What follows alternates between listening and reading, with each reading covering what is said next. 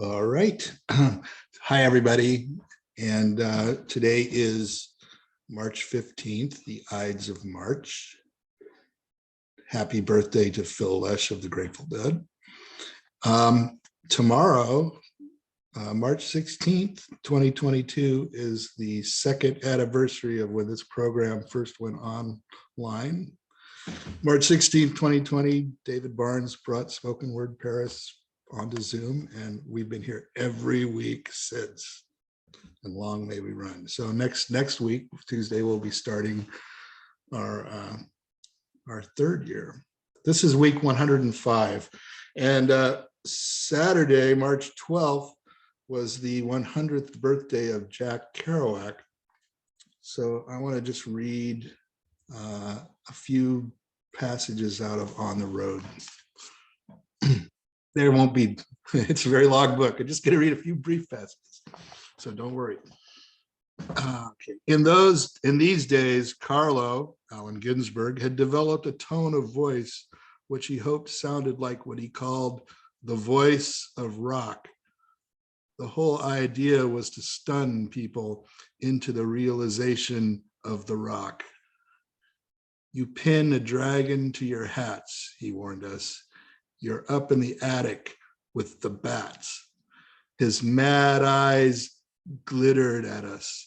Since the Dakar doldrums, he had gone through a terrible period, which he called the Holy Doldrums or Harlem Doldrums, when he lived in Harlem in midsummer, and at night woke up in his lonely room and heard the great machine descending from the sky.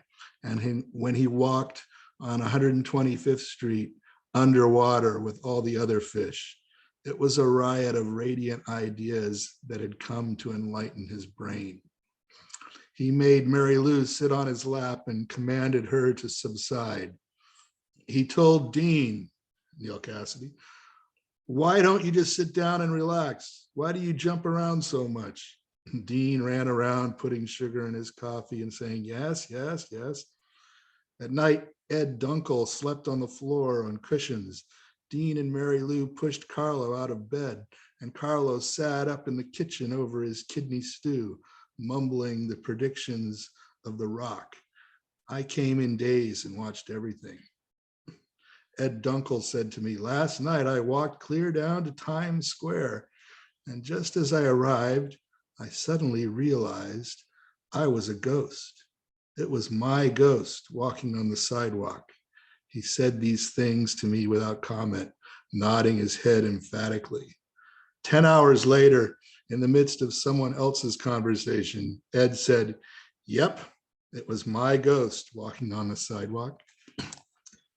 Character Ed Dunkel was actually Al Hinkle, who was Neil Cassidy's boyhood friend, and who, ironically, I think, outlived everybody else portrayed in the book. He lived to be 92 or something like that.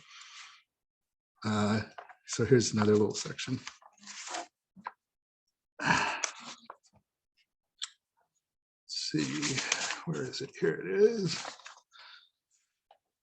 On the corner of 4th and Folsom, an hour later, I stood with Ed Fourier, a San Francisco alto man who waited with me while Dean made a phone call in a saloon to have Roy Johnson pick us up.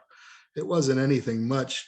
We were just talking, except that suddenly we saw a very strange and insane sight. It was Dean. He wanted to give Roy Johnson the address of the bar, so he told him to hold the phone a minute, and ran out to see. And to do this, he had to rush pell-mell through the long bar of brawling drinkers in white shirt sleeves, go to the middle of the street and look at the post signs. He did this crouched low to the ground like Groucho Marx, his feet carrying him with amazing swiftness out of the bar, like an apparition with his balloon thumb stuck up in the night, and came to a whirling stop in the middle of the road, looking everywhere about him for the signs. They were hard to see in the dark, and he spun a dozen times in the road, thumb upheld in a wild, anxious silence, a wild-haired person with a ballooning thumb held up like a great goose of the sky, spinning and spinning in the dark, the other hand distractedly inside his pants. Ed Fournier was saying, I blow a sweet tone whenever I go, and if people don't like it, ain't nothing I can do about it. Say, man, that buddy of yours is a crazy cat. Look at him over there. And we looked. There was a big silence everywhere as Dean saw the signs and rushed back in the bar, practically going under someone's legs as they came out and gliding so fast through the bar that everybody had to do a double take to see him. A moment later, Roy Johnson showed up, and with the same amazing swiftness, Dean glided across the street and into the car without a sound. We were off again. And here's just one more little bit. We're going to Italy, I said. I washed my hands of the whole matter. Then, too, there was a strange sense of maternal satisfaction in the air, for the girls were really looking at Dean, Neil, the way a mother looks at the dearest and most errant child, and he, with his sad thumb and all his revelations, knew it well. And that was why he was able, in tick-tocking silence, to walk out of the apartment without a word, to wait for us downstairs as soon as we'd made up our minds about time. This was what we sensed about the ghost on the sidewalk. I looked out the window. He was alone in the doorway, digging the street. Bitterness, recriminations, advice, morality, sadness, everything was behind him. And ahead of him was the ragged and ecstatic joy of pure being. Come on, Galatea, Marie, let's go hit the jazz joints and forget it. Dean will be dead someday. Then what can you say to him? The sooner he's dead, the better, said Galatea, and she spoke officially for almost everyone in the room. Very well then, I said, but now he's alive. And I'll bet you want to know what he does next. And that's because he's got the secret that we're all busting to find, and it's splitting his head wide open. And if he goes mad, don't worry. It won't be your fault, but the fault of God. Thanks.